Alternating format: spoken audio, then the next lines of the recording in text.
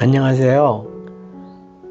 사실 오늘부터는 지난번에 말씀드렸듯이 마틴 로이드 존스 목사님께서 쓰신 성부 하나님과 성자 하나님에 대해서 그 책을 같이 공부하면서 시간을 보내려고 했는데, 사실 제가 이 책을 한 6, 7년 전에 저희 교회 목사님하고 같이 공부했었거든요.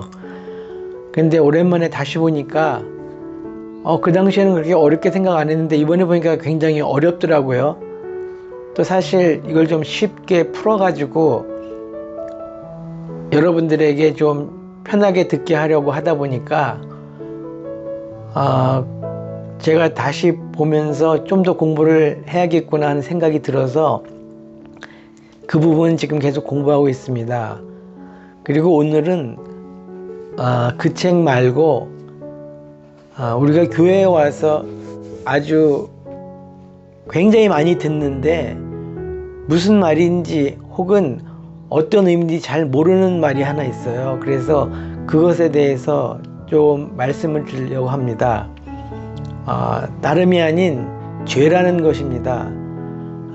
저희가 교회에 와서 목사님들께서 말씀하시는 죄라는 것이 과연 무엇이고 그것이 어떤 것인지 저희가 정확히 모르니까 목사님들이 설교하실 때 잘 그것이 이렇게 쉽게 마음에 와닿지 않는 것 같아요. 그래서 오늘은 죄가 무엇인지 조금만 공부해 보려고 합니다. 사실 제가 죄에 대해서 깊이 아는 것은 아니지만 말씀드리려고 하는 것은 단지 제 머릿속에 있는 것이 아니라 이것도 역시 제가 공부했던 책을 기반으로 해서 말씀드리는 것입니다. 이것도 저희 목사님과 함께 얼마 전에 공부한 책인데요. 책 제목은 신자 안에 내재하는 죄라는 책입니다. 이 책을 쓰신 분은 16세기경에 활동하셨던 존 오웬이란 목사님이 쓰신 책인데요. 존 오웬이란 목사님은 16세기경 신학자로서 활발히 활동하셨던 분인데요. 이분 역시 거의 천재급이었던 것 같아요.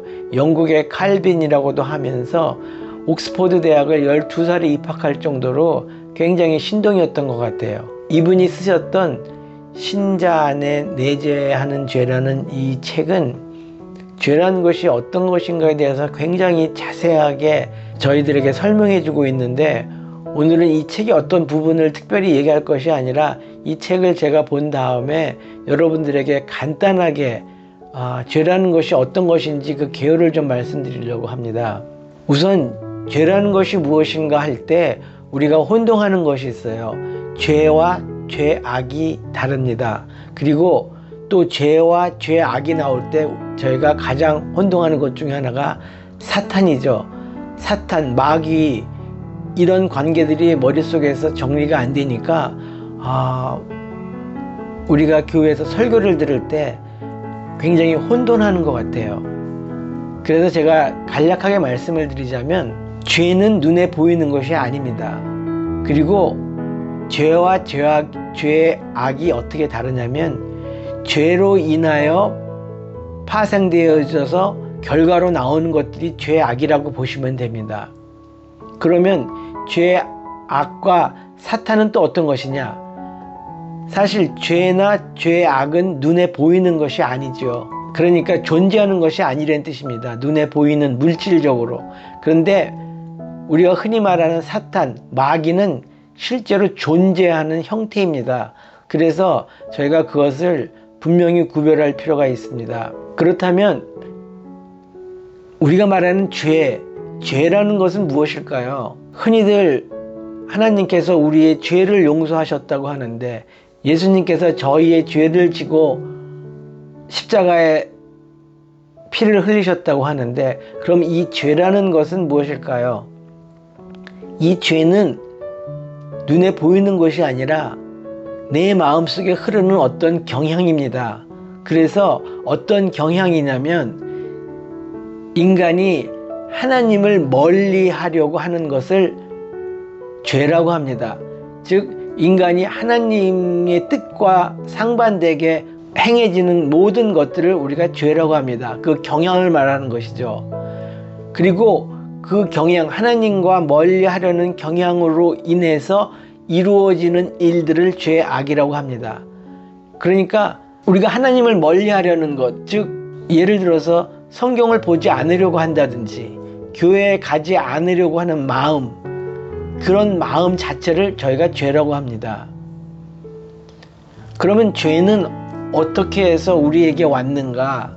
그것을 우리가 볼 때 처음 하나님께서 인간을 창조하실 때, 아담을 창조하실 때 그 마음에는 죄라는 것이 없었습니다. 즉 아담과 이브만이 죄가 없는 상태로 존재했던 인간입니다. 그런데 이브를 통하여 죄가 인간 안에 들어오게 되었습니다. 그래서 아담과 이브 이후에 태어나는 인간들은 그 모두가 그 마음 안에 죄라는 것을 잉태해서 갖고 태어나게 되는 것입니다. 그러니까 우리는 태어날 때부터 우리의 마음속에 죄가 이미 들어와 있는 상태입니다. 그렇기 때문에 죄가 들어왔다는 것은 무엇이냐면 하나님을 우리 스스로가 알 수 있는 능력이 상실되어 있다는 것이죠.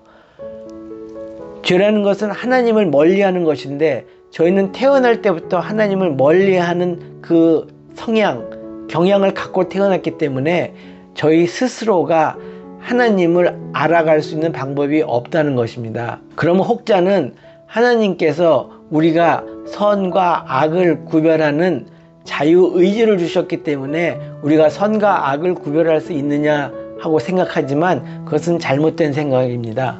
저희가 선과 악을 구별할 수 있는 상태는 오직 아담과 이브가 죄악이 그들 안에 들어오기 전에 상태를 우리가 선과 악을 구별할 수 있는 상태라고 합니다.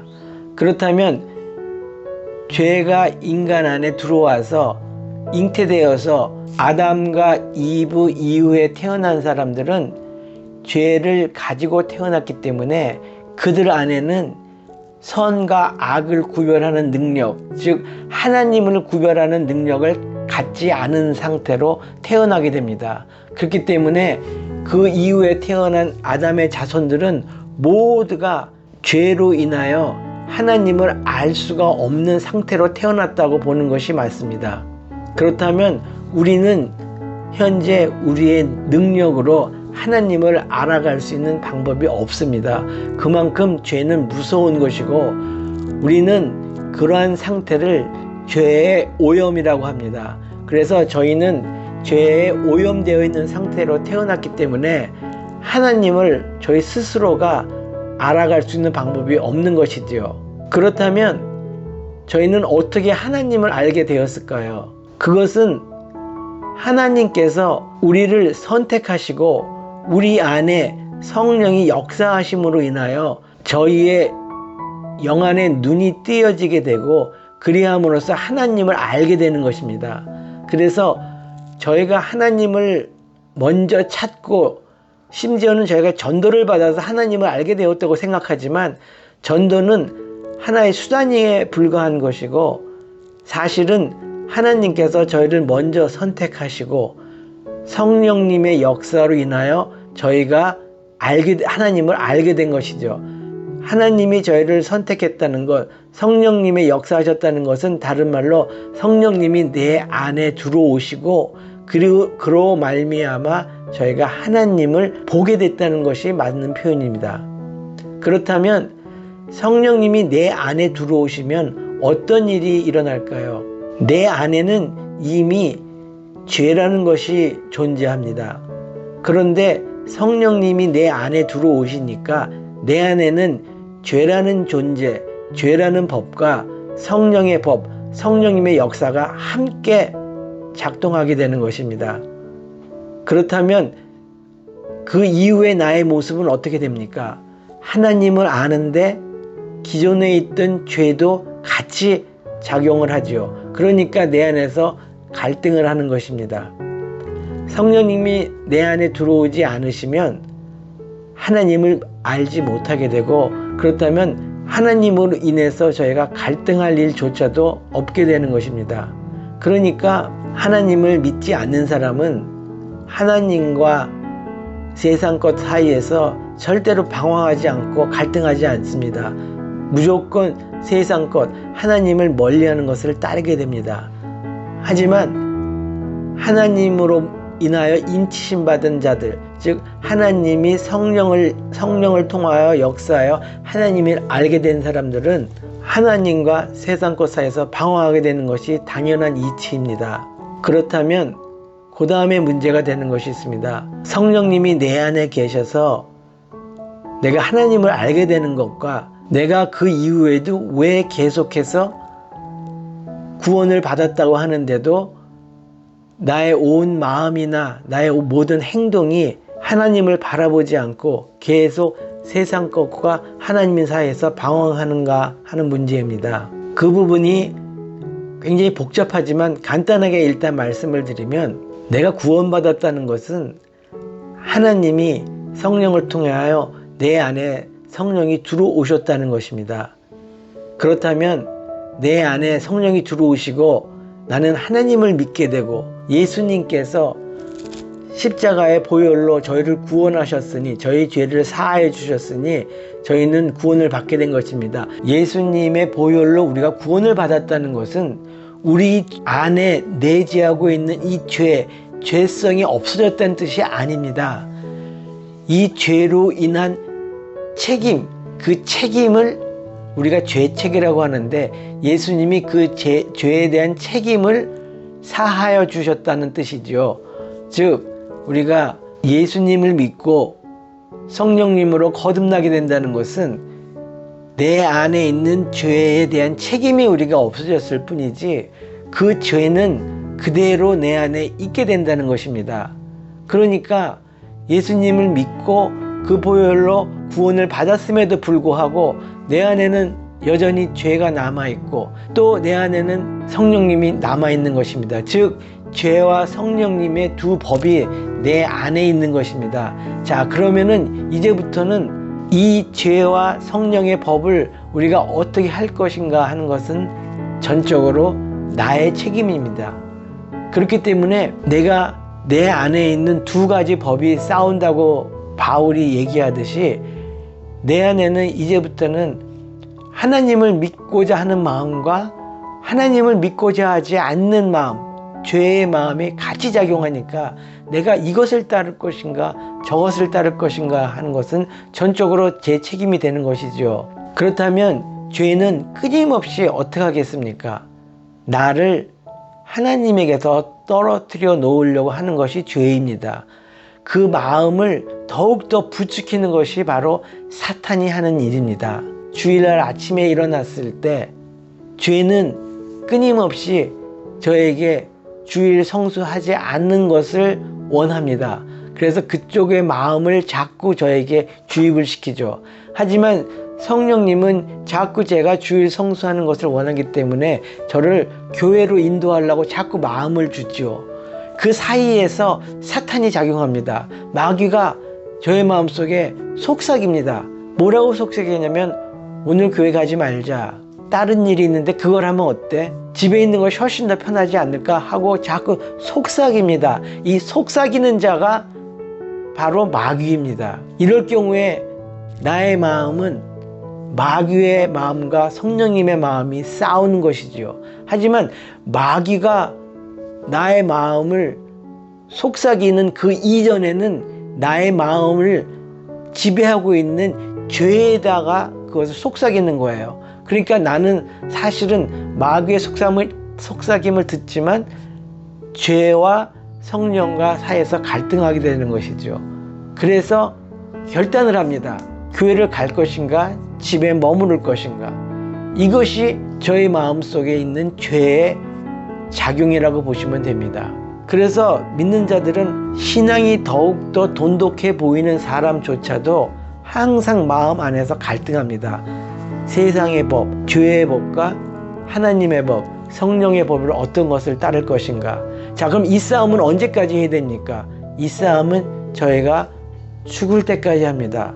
이 죄는 우리 마음을, 우리 자신을 이미 오염시켰기 때문에 이 오염은 저희가 죽어서 새 몸을 입기 전까지는 항상 저희를 힘들게 하고 저희와 싸우는 것입니다. 그래서 내가 진정으로 하나님께 구원받고 내 안에 성령이 계시다면 누구나 할 거 없이 이러한 경험을 하게 됩니다. 어떤 경험? 세상과 하나님과 사이에서 갈등을 하게 됩니다.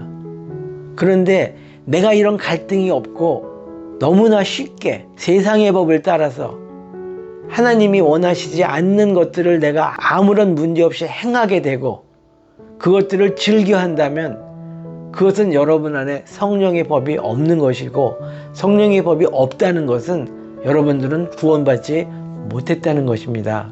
하나님으로부터 온전히 구원받은 자들은 그 안에 성령이 계시기 때문에 성령께서 항상 나를 하나님의 법으로 인도하고 항상 하나님을 바라보게 됩니다.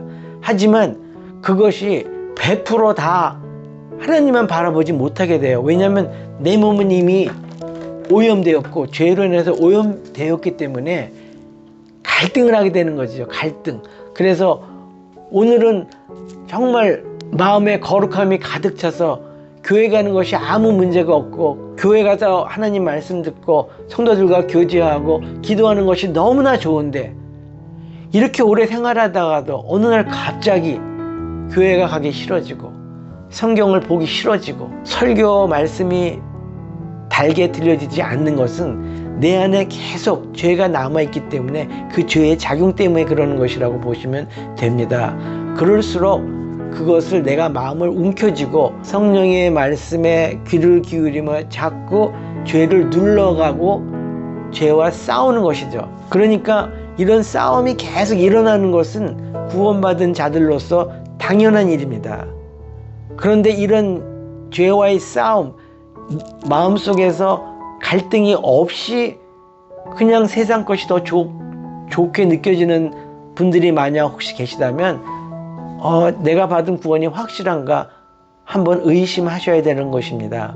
그렇지만 우리가 하나님께 감사해야 될 점이 하나가 있는데요. 그것은 하나님께서, 전에도 말씀드렸지만 우리가 구원을 받은 것은 내가 구원을 쟁취한 것이 아니라 하나님께서 나를 선택하셔서 구원을 주신 것입니다. 즉 내가 하나님 손을 붙잡고 있는 것이 아니라 하나님이 나의 손을 붙잡고 계신 것입니다. 그렇기 때문에 한번 내 안에 들어온 성령님은 절대로 나가지 않습니다. 구약에는 신이 떠나가는 경우도 있지만 신약 시대에 들어와서 예수님께서 하늘로 승천하시면서 저희에게 보혜사 성령을 보내신다고 하셨지 않습니까? 내 안에 성령이 한번 들어오시면 이 성령은 절대로 나가지 않습니다. 그렇다면 성령이 나가지 않는다는 것은 내 안에서 계속 성령과 세상의 법, 죄와 싸움이 일어난다는 것이죠. 그러니까 내가 실패하고 실수하고 하나님을 떠나려고 한다 하더라도 절대로 그런 일이 일어나지 않습니다. 결국은 나를 붙잡고 있는 것은 하나님이고 나를 인도하시는 것은 성령님이기 때문에 결국은 죄와의 싸움에서 승리하고 결국은 나의 방향은 하나님의 방향으로 가게 된다는 것이죠. 그런데 혹 우리 주위에서 많이 보시지 않습니까? 그렇게 열심히 믿던 사람들이 갑자기 하나님을 믿게 되지 않고, 그렇게 열심을 다해서 하나님을 갈망하던 사람들이 어느 날 개종을 해서 불교가 되는 경우도 있습니다. 또 그렇게 대단히 능력을 발휘하면서 하나님을 따르던 목회자들이 오늘 갑자기 이상하게 변절돼서 저희가 상상할 수 없는 일들을 하게 됩니다. 자, 이런 분들을 볼 때 우리가 굉장히 혼란스럽죠. 자, 이런 분들은 둘 중에 하나입니다. 처음부터 구원받지 못했던 것이죠. 자기가 구원받았다고 착각을 한 것입니다.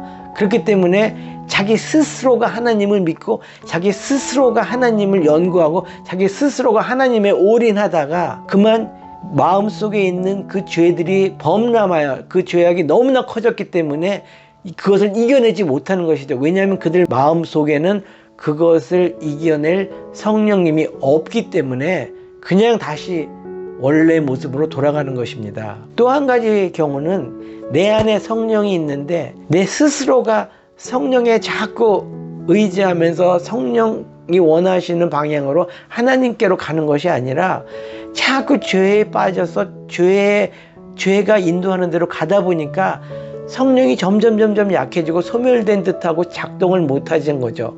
왜냐하면 내가 너무 죄악 쪽으로 갔기 때문에. 하지만 이런 경우에는 결국은 성령님이 역사하셔서 이런 사람들을 다시 하나님께로 돌아오게 되는 것이죠. 그래서 결국은 이런 분들은 다시 회개하고 하나님께로 돌아옵니다. 그렇지만 그렇지 않은 경우를 우리가 너무 많이 봤기 때문에 여러분들도 굉장히 조심하여야 한다는 것이죠.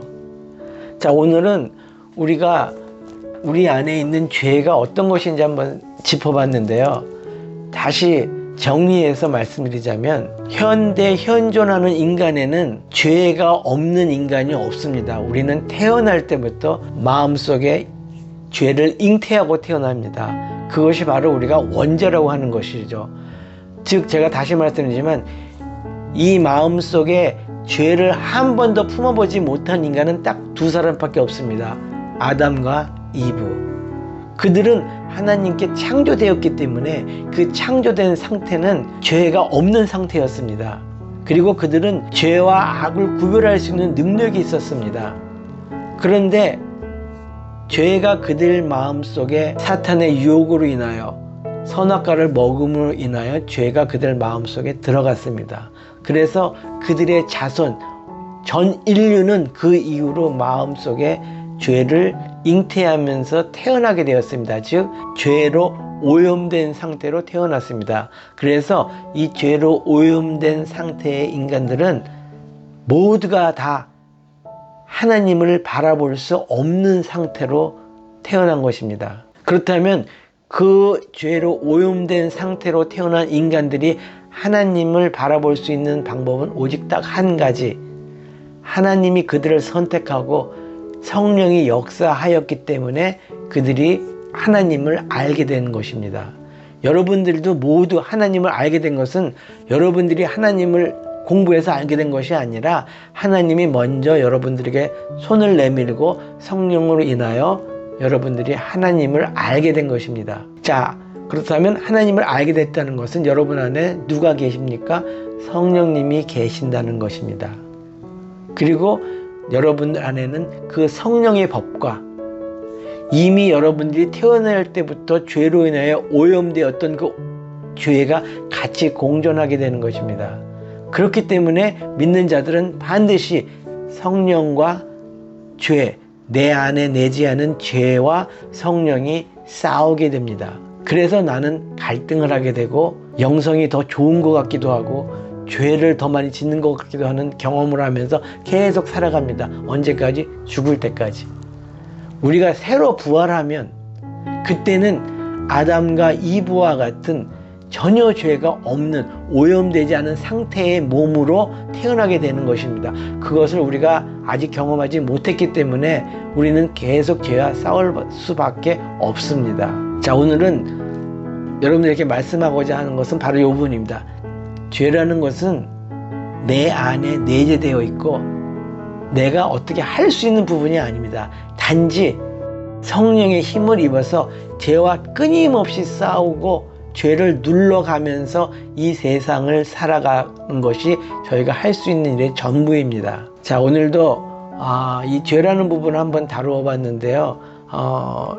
사실 이 죄, 내재하는 죄, 아까 존 오웬이 쓴 이 책 자체가 200페이지가 넘는 굉장히 많은 분량의 책이고 이 죄에 대해서 너무나 깊게 얘기를 했기 때문에 제가 잠깐 10분, 15분 안에 여러분들에게 죄를 설명할 수는 없지만 제가 여러분들께 말씀드리고자 하는 것은 죄가 어떤 것, 즉 여러분 죄는 무엇입니까?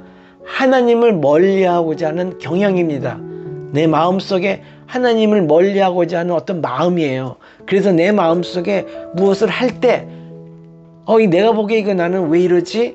왜 나는 하나님을 멀리 하려고 하지? 왜 오늘 성경 읽기가 싫지? 오늘 왜 기도하기가 싫지? 왜 기도가 안 나오지? 왜 오늘은 성경보다 유튜브를 더 보고 싶지? 이런 마음, 이런 모든 하나님과 어게인스트 되는 이런 모든 마음은 내 마음 속에 있는 죄로 인한 것입니다. 오염되어 있는 죄의 작용입니다. 아주 자연스러운 것이에요. 그래서 그것을 잊지 말고 내가 이런 마음이 들 때마다 내 안에 있는 죄가 나를 끌어내리는구나, 지금 하나님에게 가까이 가는 것을 막는구나 하는 생각을 하셔야 되고요. 그럴 때마다 성령께 기도하며 성령님 이것을 붙잡아 주세요라고 기도하며 성령의 힘으로 인하여 이것들을 자꾸 누르고 이길 수가 없는 거예요. 죄를 이기는 것이 아니라 죄를 누르고 죄와 싸우는 것입니다.